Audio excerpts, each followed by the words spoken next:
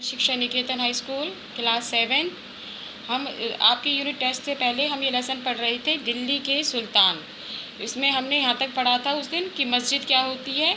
मस्जिद में मैंने बताया था कि भाई जो मुसलमान लोग होते हैं वहाँ पर नमाज पढ़ते हैं, अपने भगवान की भक्ति करते हैं, उसको कहते हैं मस्जिद। जैसे यहाँ पर एक पिक्चर दिखाई गई है, ये मस्जिद है ये सारी।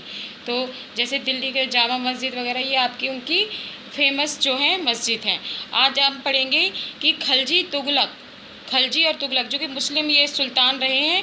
तुगलक के अंतर्गत प्रशासन और सबके नज़दीक से एक नज़र, यानी कि इनके शासन काल में किस तरह से शासन किया जाता था, तो उसके बारे में पढ़ेंगे। दिल्ली सल्तनत जैसे विशाल साम्राज्य के जो सूबेदार थे उनको सुल्तान जो थे, जैसे इल्तुतमिश है, सामंतों और जमींदारों के स्थान पर उन्होंने विशेष गुलामों को नियुक्त किया था।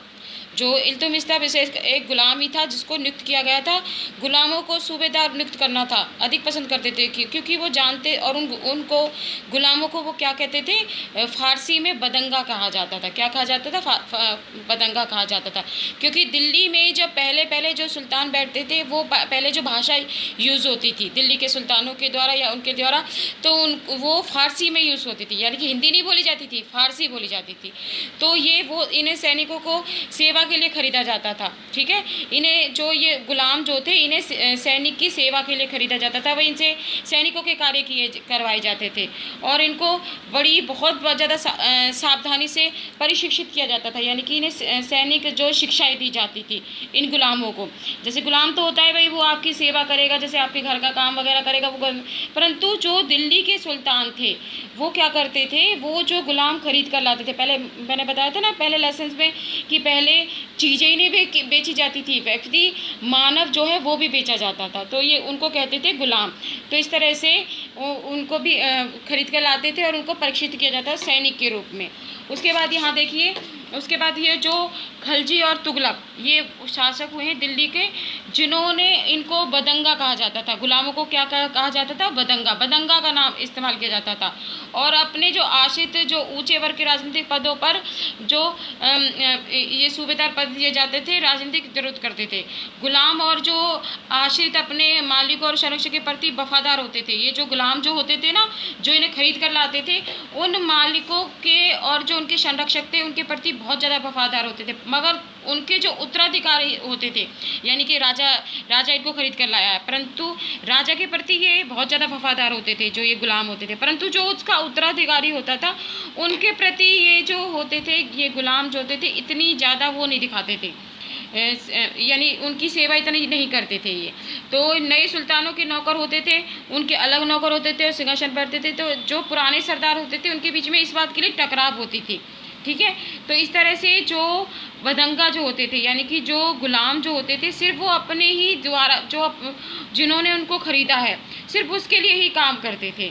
उसके बाद जो लोगों को उच्च स्थान पर बैठाने के लिए दिल्ली के सुल्तानों की आलोचना भी करते थे। जैसे पहले वाले सुल्तानों को की तरह खलजी और तुगलक शासकों ने भी सेना को भिन्न प्रकार के इलाकों को सूबेदार को नियुक्त कर दिया था। ठीक है, जिन्हें इक्ता कहलाते थे। क्या कहते थे? इक्ता कहलाते थे। जब दिल्ली के सुल्तान शहरों से दूर कहीं आंतरिक स्थानों में अपने अधिकार में ले आए तो उन्होंने भूमि के जो सामी होते थे, सामंत और अमीर जमींदारों को अपनी सत्ता के आगे झुकने को बाध्य कर दिया था।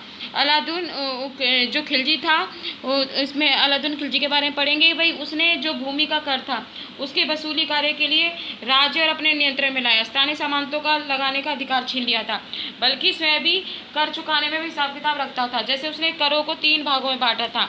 जैसे कि कृषि कर, कृषि को उस समय जो कृषि से कर लिया जाता था उसको क्या कहा जाता था? खराज कहा जाता था।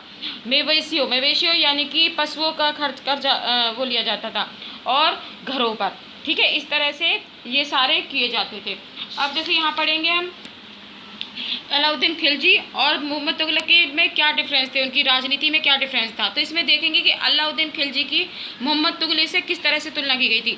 जब दिल्ली पर 2 बार आक्रमण किया था इसने, अलाउद्दीन खिलजी ने तो एक विशाल सेना खड़ी कर दी थी, परंतु जो मोहम्मद तुगलक था उसने कई वर्षों तक इसमें मोहम्मद तुगलक ने इस पर दिल्ली पर आक्रमण किया, परंतु एक आक्रमण की योजना बना ली थी।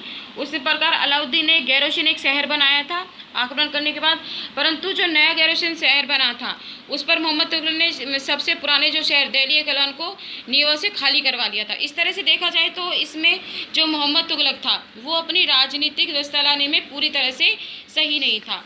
उसके बाद जैसे यहाँ पर हम पढ़ेंगे कि 15वीं तथा 16वीं शताब्दी में सल्तनत कैसे थे कि वे तुगलक वंश के जो 1526 में दिल्ली और आगरा पर लोधी वंशों का राज्य था, जिसमें मागला, गुजरात, राजस्थान और पूरे दक्षिण में स्वतंत्र खड़े हो गए थे। इस तरह से धीरे धीरे बताएंगे वे किस तरह से दिल्ली में कितने लोगों ने अपने अपने अधिकार किए थे, किस तरह से शासक आए थे। जैसे कि हुमायूं है, ठीक है, हुमायूं ने 1530 से 1540, 55 और 56 तक, उसके बाद शेरशाह सूरी आया। तो आज भी जो दिल्ली के अंदर बहुत से ऐसे स्थान हैं जहाँ पर आजकल वो सार्वजनिक स्थान बनाए गए जिन्हें घूमने के लिए जाते हैं, वो सब इनके मुगलों के ही शासक हैं। जैसे बहुत सारे स्थान हैं।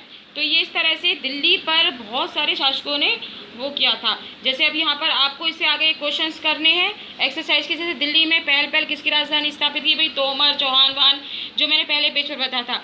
दिल्ली के शासकों के शासन में भाषा क्या थी? फारसी भाषा थी। किसके शासन के दौरान सल्तनत का सबसे अधिक विस्तार हुआ था? इस तरह से बताना है। इब्न किस देश से आया था? मशको को एक स्थान का नाम है, वहाँ से आया था। तो ये आपके क्वेश्चन आंसर हैं जो आपके फेयर कॉपी पे करने हैं। ये आपका लेसन आज पूरी तरह से कंप्लीट हो गया है। आज के लिए इतना ही।